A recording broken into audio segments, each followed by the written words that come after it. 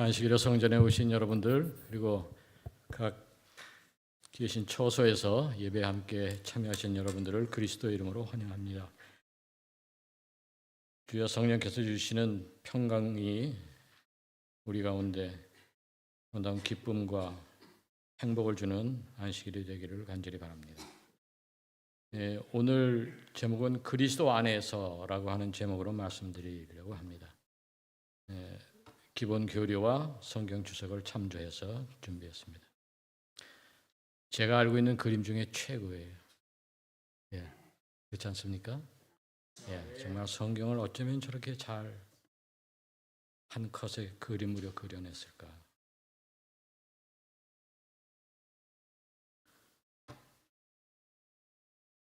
지난 여름은 어땠습니까? 굉장했죠? 지난 여름처럼 무덥고 힘들었던. 그러나 이제 가을도 이미 다가왔고 그 가을도 거의 뒷모습을 보여주는 것 같습니다. 가을날이라고 하는 라이너 마리아 릴케라고 하는, 제가 알고 있는 게 맞는다면 독일 시인으로 알고 있는데 시입니다. 읽어보겠습니다. 주여 때가 되었습니다. 여름은 참으로 위대했습니다. 해시계 위에 당신의 그림자를 들이우시고 들판 위에 많은 바람을 풀어 놓으소서.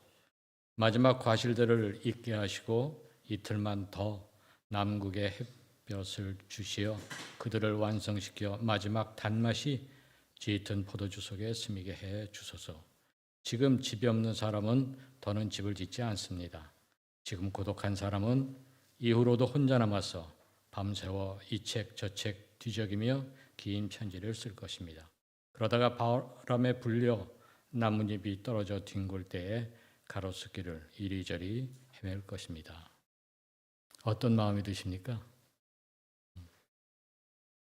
거기 앞에 보면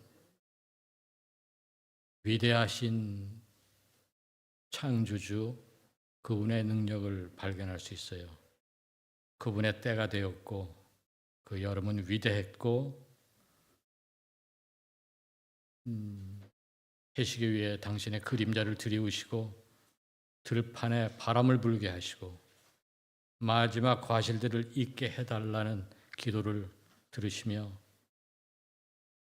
자비롭게도 남극의 햇빛을 주시어서 마지막까지 포도주의 맛을 들게 하시는 그런 하나님에 대해서 말하는 것이 아닌가 하는 생각.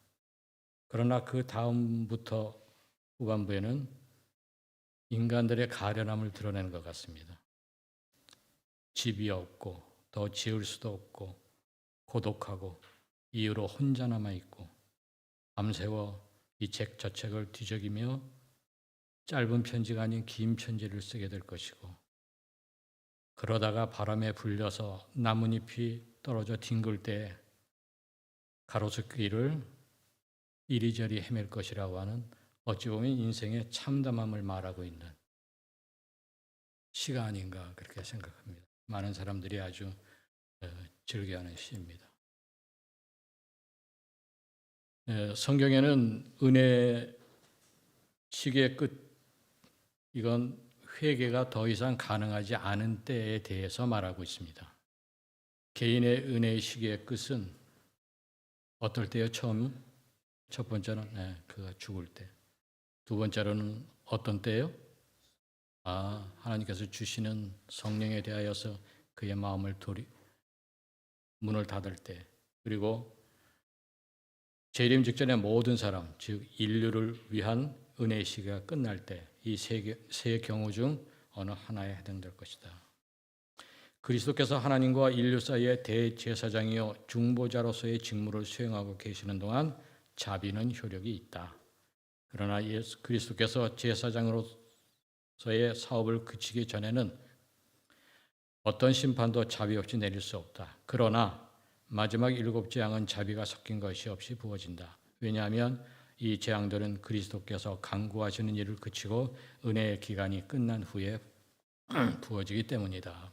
앞서 보았던 그 시는 인간의 한계에 대해서 말하고 있어요. 그리고 죽음에 대해서 말하는 것처럼 느껴지기도 합니다. 죽은 후에 우리들에게 그 누구에게도 비껴가지 아니하는 심판이라고 하는 것이 있지요. 심판이 복음입니까? 네, 심판은 복음이에요. 심판은 어떤 면에서 복음일까요? 네, 여기 있는 대로 그리스도가 우리의 중보자이며 대제사장이라고 하는 이것은 우리에게 있어서 큰 복음이에요. 그러니 우리가 심판을 생각할 때 두렵고 떨리고 죽을 것만 같은 그런 것으로 이해하는 것은 하나님의 뜻이 아니에요. 지금은 은혜 받을 만할 때고 지금은 은혜의 기간이고 우리는 돌이킬 수 있다고 하는 것입니다. 즉 심판은 끝은 우리에게 있어서 복음인 것입니다. 히브리서 4장에 있는 말씀입니다. 그러므로 우리에게 큰 대제사장이 있으니 승천하신 자 곧 하나님의 아들 예수시라. 우리가 믿는 도리를 굳게 잡을지어다. 우리에게 있는 대제사장은 우리의 연약함을 채울하지 아니하시는 자가 아니요 모든 일에 우리와 한결같이 시험을 받은 자로되 죄는 없으시니라. 그러므로 우리가 긍휼하심을 받고 때를 따라 돕는 은혜를 얻기 위하여 은혜의 보좌 앞에 담대히 나갈 것이라. 그리스도께서 인생의 연약함을 체휼하셨던 가장 극적인 사건은 언제였을까요? 십자가 상이었을 거예요. 인간의 연약함, 죄로 인하여서 그들이 감당해야 될 죄의 싹스에 대하여서 그리스도께서 십자가에서 고통받으셨던 것은 그의 손에 박혔던 못자국이 주는 또 발에 박혔던 그 못이 주는 고통이 아니라 인류에 대한 그리스도의 하나님의 그 외면하심, 그것이 그분의 심장을 파열시켰다고 시대소망은 우리들에게 말하고 있습니다. 다시 말씀드려서 그는 그런 사랑을 가지고 체휼하시는 분이라고 하는 것입니다.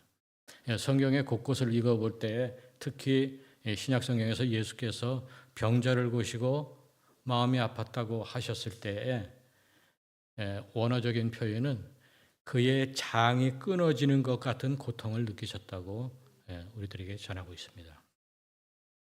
여기 그는 죄가 없으신다 하는 말에 대해서 성경 주석은 이와 같이 말합니다. 여기에 우리 구주의 완전한 생애의 측량할 수 없는 오묘가 있다. 처음으로 인간의 본성이 죄로 기우는 선천적 경향을 이기고 승리하셨다. 우리가 죄에 승리했기 때문에 우리도 이기고 승리할 수 있다. 우리는 그 안에서 넉넉히 이길 수 있다. 왜냐하면 하나님이 우리 주 예수 그리스도로 말미암아 우리에게 죄와 그 값인 사망에 대한 이김을 주시기 때문이다. 저도 그런데 이것은 잘못된 것이다라고 생각되는 것이 있어요. 우리가 좀 더 깨달아야 되겠다고 하는 측면이 있는데 그것은 이런 경우입니다. 그리스도께서 사신 모습을 모본으로 우리가 살았을 때 우리가 의로워질 수 있는가? 어떤 것 같습니까? 그리스도께서 사셨던 모습, 그 모습을 보면서 우리가 살았을 때 우리는 의로움을 받을 수 있을까요? 그리스도께서 사신 그분의 생애를 계속 보면서 모방하여 살면 우리는 의로워질 수 있을까요? 우리 많은 분들은 그렇다고 하고 저도 그렇다고 말하고 싶어요. 그런데 성경과 예언의 신을 연구하여 보면 점점 드는 생각은 그게 아니라고 하는 것이에요. 그것은 아니라고 하는 것이에요. 그것은 우리가 흔히 말하는 입혀주시는 의이고 전가된 것이기 때문에 우리가 그렇게 해서 얻었다고 해서 우리가 의로워지거나 거룩해지는 것은 아니라고 하는 것이에요. 그러니까 율법이 요구하는 것이 무엇이죠? 율법은 우리에게 어떻게 살라고 말합니까? 어때야 된다고 말합니까? 율법이 요구하는 것은 의예요. 거룩하지 않으면 안 된다는 말이에요. 그러면 그 율법은 우리들로 하여금 어디에게로 가게 합니까? 그리스도에게로 가게 하죠. 그러면 그리스도께서 우리에게 주시는 의는 전가된 의이고 입혀진 의이고 증여받은 의라고 하는 것입니다. 그 말씀을 하고 있는 것입니다.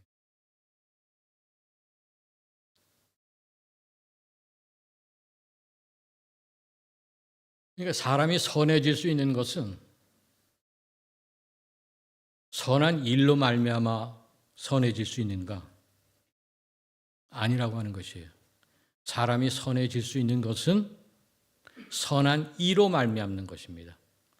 선한 일로 인해서 의로워지는 것이 아니라 선한 이, 선한 사람으로 인해서 의로워진다고 하는 것입니다. 다시 말씀드려서 그리스도로 말미암아 의로워진다고 하는 것이에요.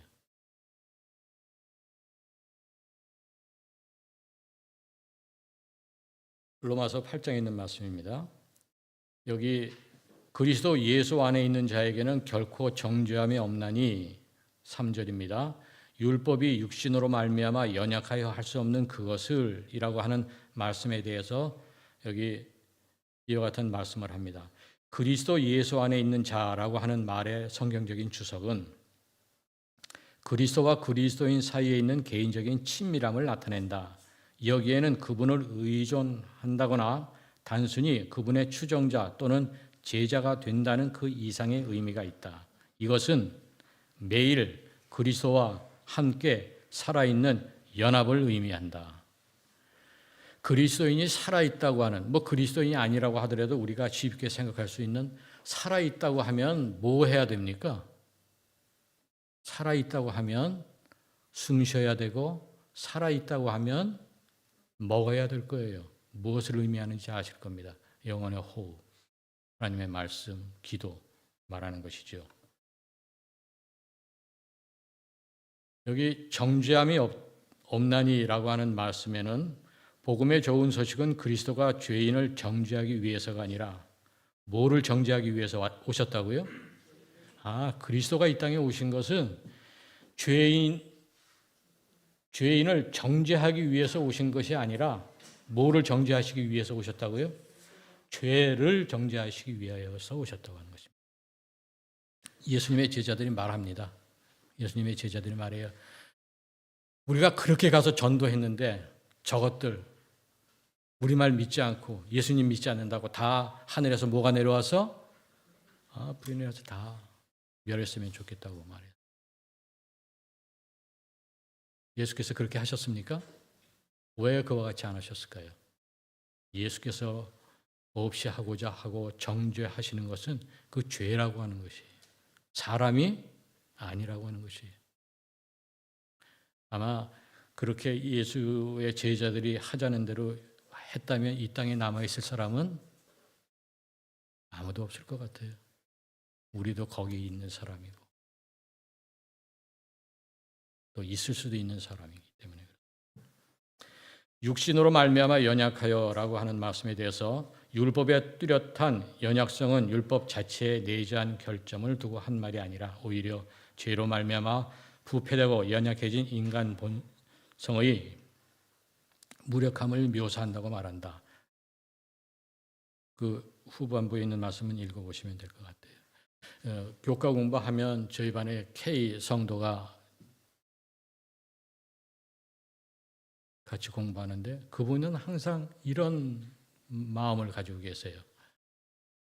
자기가 예수를 믿고 있지만 제가 볼 땐 진심이에요.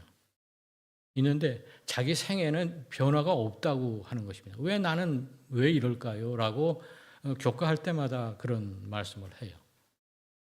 그래서 그 부인께 여쭤봐요. 저희 남편 되신 K 성도가 어떻습니까? 그랬더니 조금씩 달라지는 것 같아요. 라고 말해요. 달라집니다. 자기 자신은 느낄까요? 자기 자신은 못 느낄 수도 있고 느낀다 하더라도 속도가 너무 늦어 라고 생각할 수도 있을 것입니다.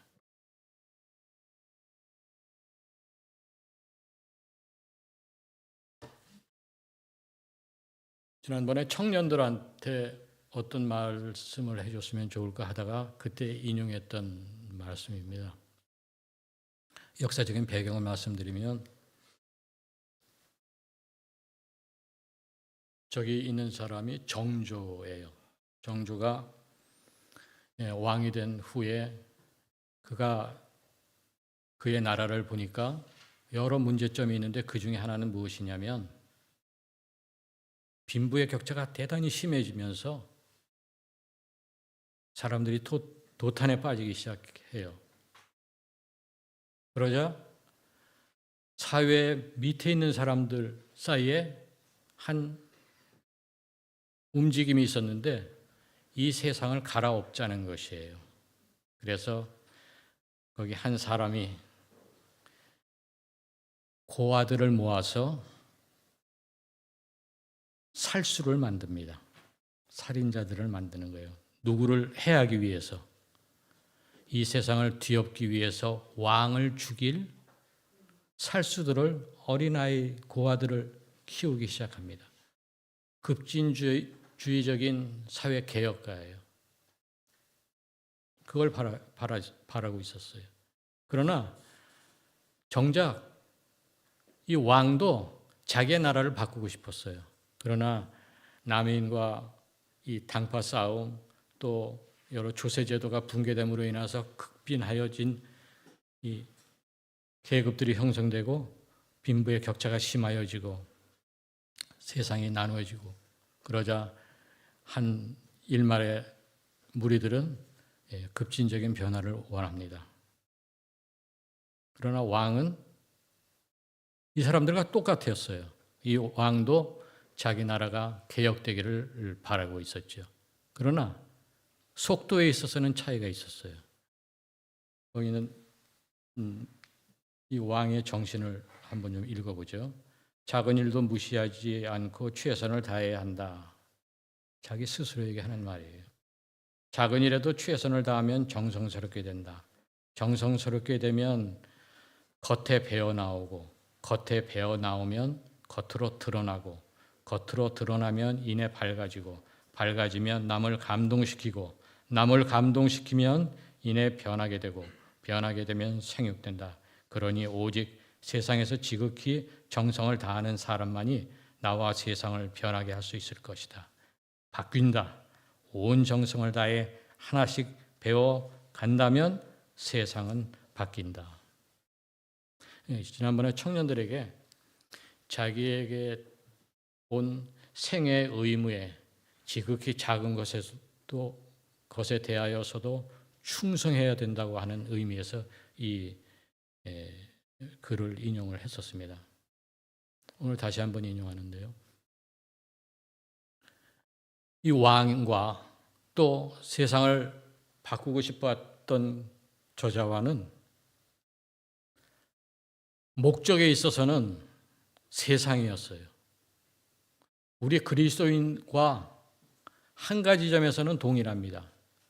변화를 추구해가는 것은 같습니다. 그러나 저들은 나 아닌 세상을 바꾸고 싶어 했어요. 그러나 우리는 누구를 바꾸고 싶어 합니까? 나 자신을 바꾸고 싶어 하는 거예요.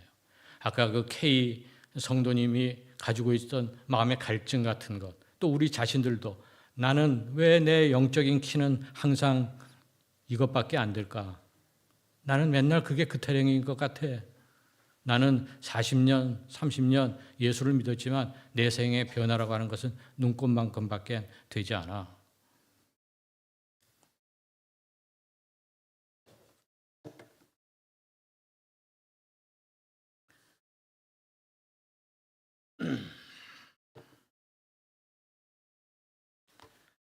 아빠가 미국에 있는 둘째 딸하고 통화하다가 요즘 건강이 예전만 못한 것 같아. 힘이 좀 없는 것 같아. 그랬더니 아빠 영양제 보내드릴게요. 그래서 영양제를 하나 보내주었어요.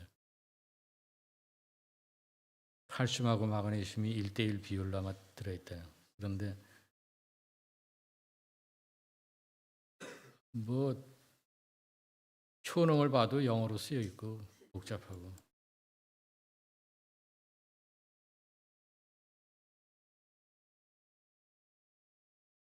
또 용법을 봐도 뭐 영어로 쓰여 있고. 그래서 다시 전화했습니다. 그럼 어떡하라는 거야? 한마디. 아빠, 매일매일 꼭 잡수시면 돼요. 물론 약의 효능에 대해서 내가 알면은 나쁠 것은 없지만, 그러나 내가 해야 될 일은 뭡니까? 내가 해야 될 일은 딸아이가 말해준 것처럼 군소리 말고 매일매일 약을 하나씩 입에 넣고 물과 함께 꿀꺽 삼키면은 내가 할 일은 다 한 겁니다. 그 다음에 내 안에서 일어나는 변화는 누가 하는 겁니까? 제가 하는 거예요.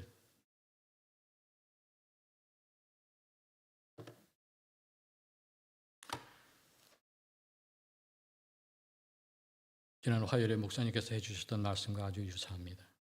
우리가 우리 자신을 그리스도께 바칠 때에 우리의 마음은 그리스도의 마음과 연합되고, 우리의 뜻은 그분의 뜻에 합병되고, 우리의 정신은 그분의 정신과 하나가 되고, 우리의 생각은 그분에게 사로잡히게 되어 마침내 우리는 그분의 생애를 살게 된다.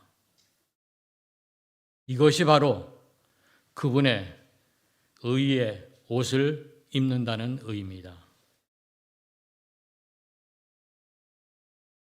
그럼 더딜 수 있을 거예요. 정조가 자기의 나라를 변화시키고 싶어 했던, 그래서 그 어떤 사회 변혁가들이 볼 때에는 급진적인 개혁을 원했을 수 있어요. 우리도 그래요. 아주 확확 변했으면 좋겠는데 그렇지 않은 것 같아요. 그러나 인간이 변화되는 속도는 누구의 손에 달려 있습니까? 누구의 손에 달려 있습니까? 약의 효능처럼 그분의 손에 달려 있어요. 그분의 손에 달려 있습니다. 매일 아침 그 하루를 위하여 하나님께 그대 자신을 드려라. 그대의 모든 계획을 그분께 말씀드려라. 그분께서 인도하시는 대로 그대의 계획들을 실천하기도 하고, 뭐 하기도 하라고요? 포기하기도 하라. 그렇게 함으로 그대의 생애를 매일매일 하나님의 손에 맡기게 될 것이다. 그대의 생애는 더욱더 예수님의 생애처럼 꼴지어지게 될 것이다.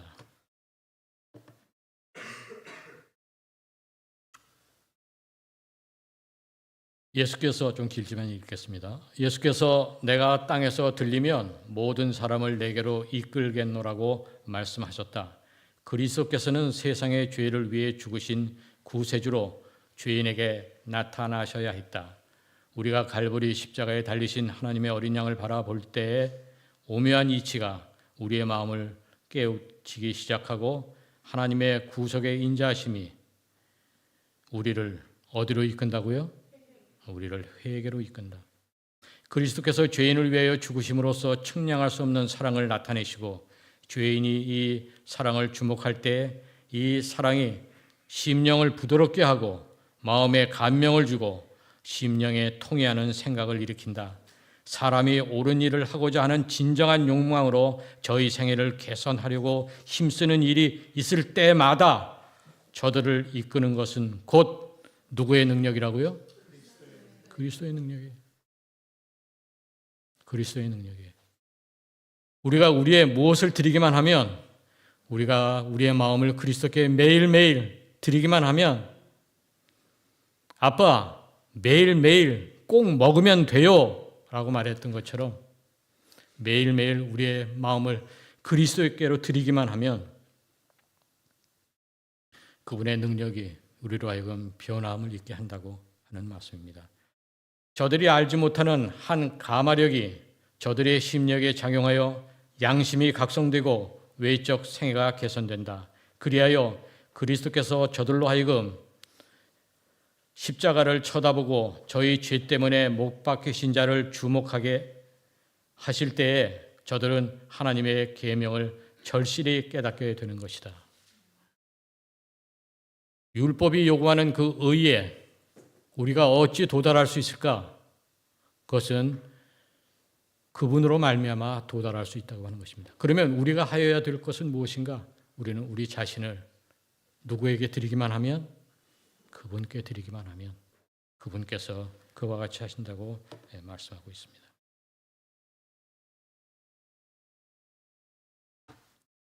그 밑에 부분만 읽어보겠습니다.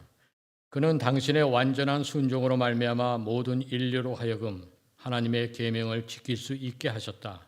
그리하면 주께서 우리를 보실 때에 무화과 나무 잎으로 엮은 옷이나 죄로 인해 벌거벗고 뒤틀린 우리의 몸은 보지 않으시고 여호와의 율법을 온전히 순종하심으로 이루신 당신 자신의 의의 두루마기를 보게 된다. 사실 이 말씀을 준비하는 것은 제 자신을 위해서도 준비했습니다.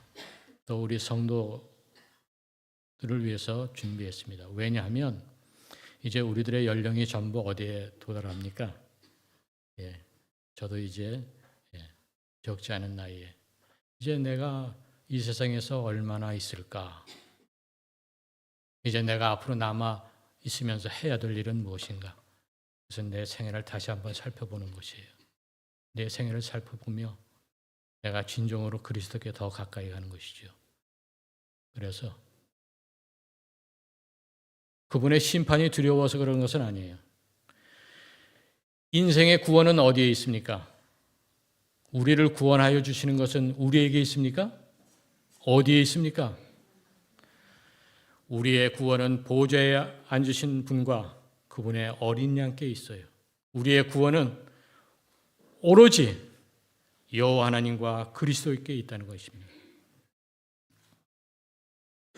우리의 요만한 같지 않은 아무것도 아니라고 하는 것입니다. 이제 말씀을 마치면서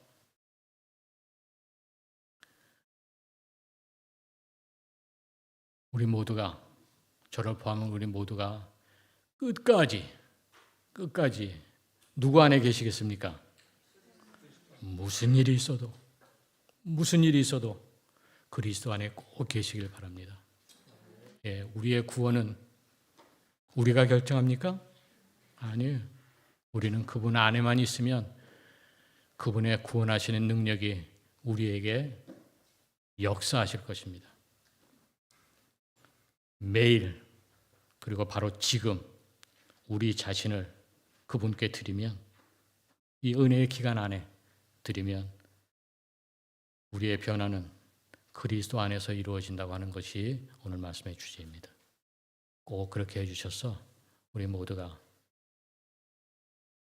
하나님께서 주신 그리스도의 의를 덧입는 우리 모두가 되길 바라면서 말씀을 마칩니다.